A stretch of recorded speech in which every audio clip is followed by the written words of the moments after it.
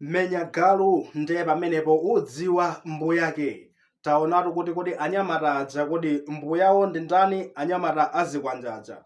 A Jessica Bwira anapitatu ku khothi kutereko lero ndipo alankhula akunena kuti kwamanga anyamata amenewa boma likulakwitsa kwambiri.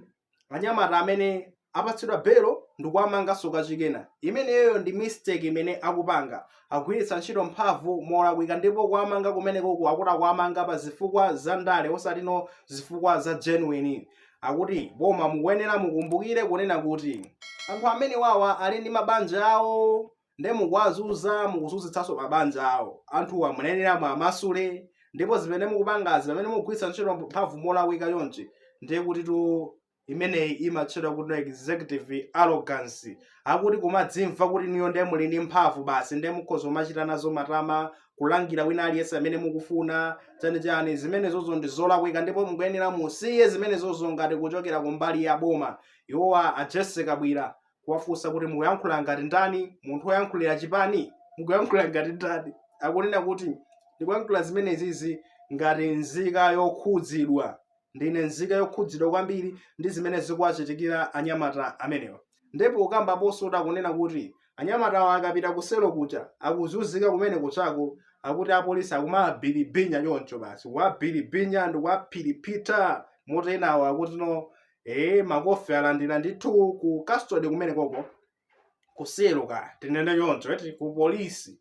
Akuti anaphiripitako kumene kwa anyamata enawo, ndipo kwagwiragwira basi. Zimene zikumachitika ndi zimene zomwe a Jessica Bwira amanena kuti pamene zafika apa ndikupempha mabungwe amene amamenyera maufulu a anthu kuti achite kafukufuku kucholinga choona kuti anyamata amene wawo ndiso kuti ali bwinobwino kapena akumafenya mthupi kumatsina basi kumene kucholinga choona kuti mwina make ayikebe pamalo ena kuti mukati opseza ife apolisi kuti ndife opanda mphamvu kofi akuti zimenezozo ma-activist alowererepo, ma-human rights active, anthu omenyera maufulu, ma-activist akafufuze nkhani zimenezo cholinga choona kuti mwina make anyamata amene wakhale ngati akumatetezeka konso kuseloko osati adzilangidwa ayi. Komano emphasis yawo pamene amatsindika kwambiri a Jessica Bwira kunena kuti boma likuwamanga anthuwa pa zifukwa za ndale osati kuwamanga chifukwa chonoti anapalamula kapena chani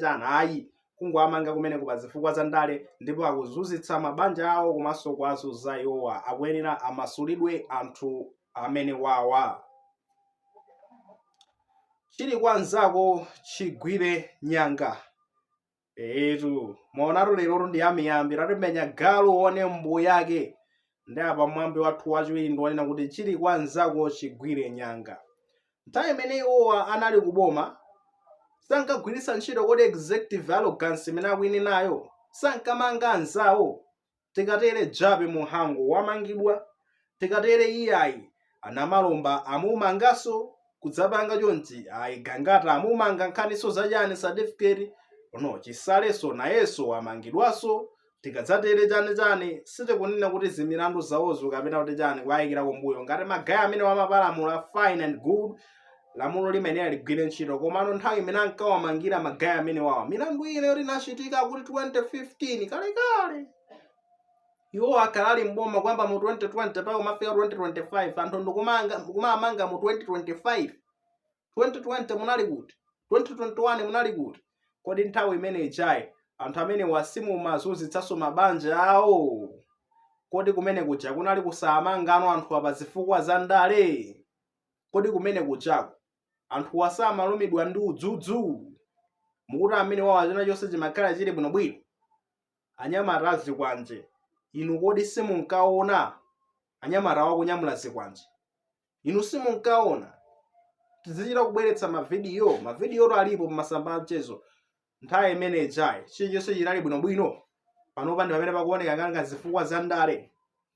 Ayi, zimenezo ndi zimene akuyankhula Amalawi. Tiuzeni maganizo anu. Inu mukuona bwanji kuti Jessica Bwira nzika yokhudzidwa kuyankhulira anyamata azikwanje kunena kuti akumafinyafinya kuseloko komanso akungowamanga sakuwasiya malomano tawo asiye, ndipo boma likulakwitsa pamene likupanga choncho likuyenera amasule. Maganizo anu ndotani pa nkhani imeneyi? mutiuze mu comment section kwa mkamatuza maganizo amene osewalanso kulemekeza maganizo anzathu. Chofunikira kwambiri kwa amene sitinapange subscribe ku channel cha Malawi Trends TV, tipangeni subscribe lero licholinga choti nkhani zomwe tibweretsa pano zikufikani mosavuta. Akuti